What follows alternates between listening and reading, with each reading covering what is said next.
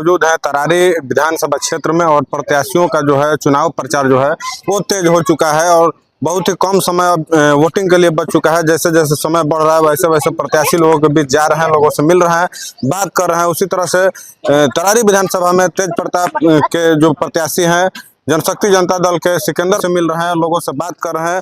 जब हम लोगों के द्वारा सवाल उनसे किया गया तो क्या कुछ उन्होंने जवाब दिए, आइए दिखाते हैं पूरा रिपोर्ट।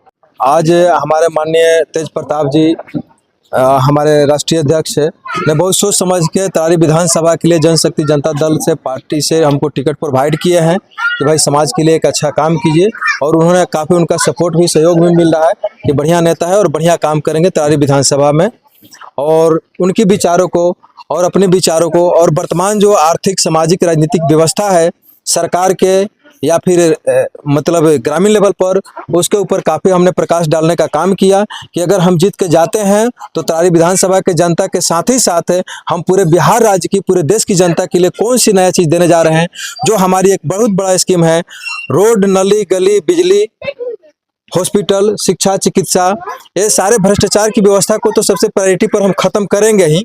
कहीं भी भ्रष्टाचारी नहीं रहेंगे, 1 रुपया घूस नहीं लगेगा, बिल्कुल टाइम पर काम होगा। 1 दिन डिले काम होगा तो चाहे बीडीओ साहब हो, चाहे डीएम नीचे के जो भी अधिकारी हो, सीओ हो या कर्मचारी हो या अधिकारी हो, कहीं भी उन लोग को हम मौका नहीं देंगे कि अगले दिन काम टालेंगे। और काम करके फ़ोन करके बताएंगे हमारे वोटरों को, हमारी जनता को कि आपका काम हो गया है, आके ले जाइए, न कि हम अपने जनता को समय को बर्बाद करेंगे। तो ये रहा शासन, प्रशासन, चिकित्सा, शिक्षा में भी सुधार करेंगे। पूर्व में स्कूल हो, स्कूल में बहुत सारे फैन नहीं रहते हैं, वहाँ आधुनिक तरीके नहीं है, कंप्यूटर नहीं है, टीचर नहीं है, ये व्यवस्था पर भी सुधार करने का बहुत बड़ा काम करेंगे। तरारी विधानसभा में डोर टू डोर आप जा रहे हैं, लोगों से मिल रहे हैं, कौन सी समस्या है जो आज तक लोग बता रहे हैं और अभी तक जो तरारी विधानसभा में विकास के मुद्दे पर काम नहीं हुआ? जी, बहुत जगह कुछ रोड उड के मिल रहा है, लेकिन रोड में तो धीरे धीरे सुधार हो रही है, कोई भी सरकार करेगी। नली गली का भी कहीं कहीं मिल रहा है कि हाँ नहीं बना है, बहुत दिन हो गया, अब कब बनेगा, नहीं बनेगा, तो ये तो भौतिक चीज़ें हो गई।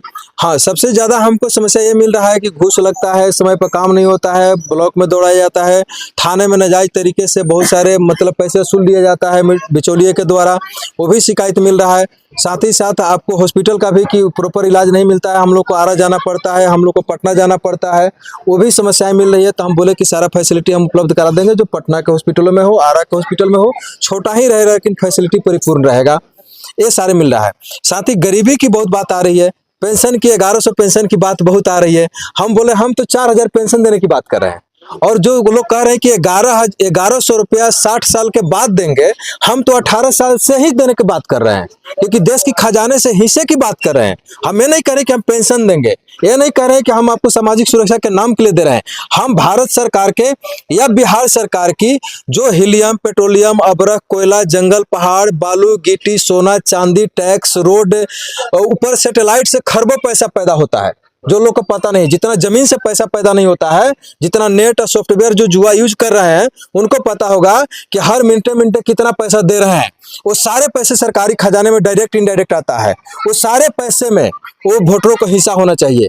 आधे से सरकार में बैठे हुए लोग नौकरी। वोटर्स की आप बात करते हैं, वोटर्स को 18 वर्ष के अधिक को पेंशन कहिए या उनको भत्ता कहिए, 4000 की बात करते हैं। भरत गांधी के बाद अलर्ट सिटीजन एक ऐसी संस्था थी जो इसके लिए फाइट कर रही थी, उसमें आप भी थे, मिथिलेश चौबे भी थे, डॉक्टर मिथिलेश चौबे। लेकिन आज आप लोग 2 भागों में बढ़ चुके हैं, ऐसे में इस लड़ाई को कौन आगे बढ़ाएगा, कैसे वोटर्स को पैसा मिलेगा? देखिए, ये एक्चुअली भरत गांधी जी का ही विचार था, ठीक है। और अगर मिथिलेश चौबे जी के प्रदेश अध्यक्ष हम थे तो हम ही ले गए थे, उनको भी इसकी आइडिया नहीं था। सारे लोग, यानी अगर पूरे बिहार झारखंड में अगर वोटरशिप की बात है तो हम ही जहां जहां गए, जो 3-4 पार्टी में गए, वहां हम ही उठाए हैं, चाहे बीएसपी में उठाए हो, चाहे जो भी पार्टी है, बहुत सारे 4-5 पार्टी वो मेरे ही नकल किए हैं, उनको गाइड हमें किए हैं, उनको रास्ता हम ही दिखाए हैं, बोलने का हम ही सिखाए हैं, पूरा प्रोजेक्ट हम ही दिए हैं। अलर्ट सिटीजन हम ही लोग बनाए थे, बाद में जागरूक जनता पार्टी में कन्वर्ट हुआ, तो वो सारा चीज जो है हमारा ही दिया हुआ है। अगर बिहार झारखंड में है तो हमको पूरा कॉन्फिडेंस के साथ बात करते हैं। बहुत सारे नेता को हम थका देते हैं इस पर। हम मंच पर बोले हैं, कशिश न्यूज का बिहार झारखंड का टेलीकास्ट था, जिसमें बिहार के जितने दिग्गज नेता थे, सारे पार्टियों के प्रदेश अध्यक्ष और राष्ट्रीय अध्यक्ष थे, उस मंच पर भी 11 मिनट का स्पीचिंग दिए हैं, जिस पर हमने बताया है कि हमने अगर जीत के जाते हैं तो विधानसभा में ये काम करेंगे। दूसरी बात जब है कि आपकी पार्टी जो है वो लगभग 100 सीटों पे चुनाव लड़ रही है पूरे बिहार में, अलायंस किसके साथ कीजिएगा? चुनाव अगर आप जीतते हैं, आपकी पार्टी जीतती है, तो अलायंस किसके साथ में कीजिएगा? कैसे यहाँ पे सरकार बनी? देखिए, उसमें तो हमारे नेताजी विचार करेंगे, लेकिन ये तो बात लगभग हमारी तय है कि आप लोग भी जान रहे हो कि कहाँ हम लोग अलायंस करेंगे और कहाँ जाएंगे। वो बात खोलने की जरूरत नहीं है। जहां अगर नेताजी को, हमारे तेज प्रताप जी को ये पसंद आएगा कि हमारे विचारों को लेकर के, वोटरों को लेकर, गरीबों को लेकर, लाचारों के, मजबूरों के, जिनकी लड़ाई लड़ेंगे, जो उनकी बात उठाते हैं और करते आ रहे हैं, करेंगे, उनके साथ हम लोग अलायंस करेंगे, उनको सपोर्ट करेंगे और आगे बढ़ाएंगे।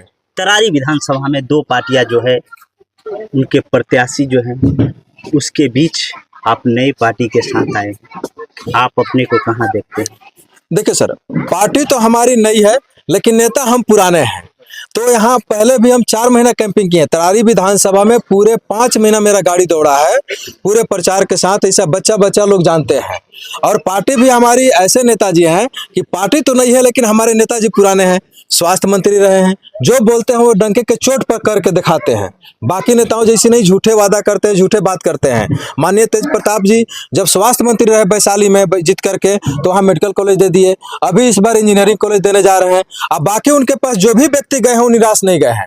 डायरेक्ट फोन करते हैं, डायरेक्ट बात करते हैं, डायरेक्ट समस्या का समाधान करते हैं। ऐसे नेता, ऐसे प्रखर नेता, ऐसे अच्छे नेता को हम सराहना करते हैं और सपोर्ट भी करते हैं। तरारी के जो पूर्व विधायक थे एनडीए के, उनके द्वारा कहना है कि 9 महीने में हमने 9 करोड़ का काम किया है। जी देखिए, ये बिल्कुल संभव नहीं है, क्योंकि एक विधायक का फंड 4 करोड़ मिलता है। साल का 4 करोड़ विधायक का फंड है, तो एक साल के मिलवे किया तो 4 करोड़ मिला होगा। अगर 100 करोड़ का दावा करते हैं, वही तो हम बताने जा रहे हैं, क्योंकि हम लोग इकोनॉमिस्ट हैं। हम लोग एक शब्द निकलता है तो पूरे बात को पकड़ लेते हैं। 900 करोड़ पूरे भारत सरकार के न्यायपालिका के, पुलिस प्रशासन की चलाने की बजट है एक साल का, 900 करोड़।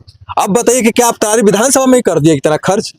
और अगर इतना कर दिए तो टोटल लगभग 200 गांव है, 900 करोड़ का अगर डिवाइड कर दीजिए तो एक गांव में 5 करोड़ पड़ता है। तो क्या 5 करोड़ का काम हुआ एक गांव में? दिखाइए। 9 महीना में 5 करोड़ का काम किसी गांव में हुआ हो तो दिखाइए। अगर 5 करोड़ है तो हम अगर चाहेंगे तो हर परिवार को 1 लाख रुपया दे सकते हैं। हर परिवार को 1 लाख रुपया हर गांव का, हर व्यक्ति के परिवार को दे सकते हैं। क्या इतना खर्च हुआ है? इतना दिखाई दे रहा है? बोलने से नहीं होता है सर। कोई भी कुछ भी बोल सकता है। जानता है कि आम जनता भोली भाली है, उतनी पढ़ी नहीं है। सब लोग फेसबुक में, व्हाट्सएप में अपने आप दुनिया में मग्न है। कोई विद्वान को कदर नहीं करता है, कोई विद्वान से जाता नहीं है, किसी विद्वान का सुनता नहीं है।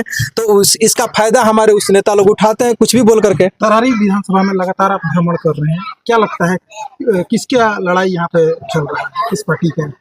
अब तो जनता बताएगी। हमको तो समझ में यही आ रहा है कि हम जीत रहे हैं, क्योंकि सारे जगह से वोट तो हम ही को मिल रहा है। जहाँ जा रहे हैं, भैया आपका विचार अच्छा है, आप जवान हैं, आप विद्वान हैं, आप गरीबों की बात कर रहे हैं, आप बेरोजगारों की बात कर रहे हैं, आप लाचारों की बात कर रहे हैं, आप बदहालों की बात कर रहे हैं, आप किसानों की बात कर रहे हैं।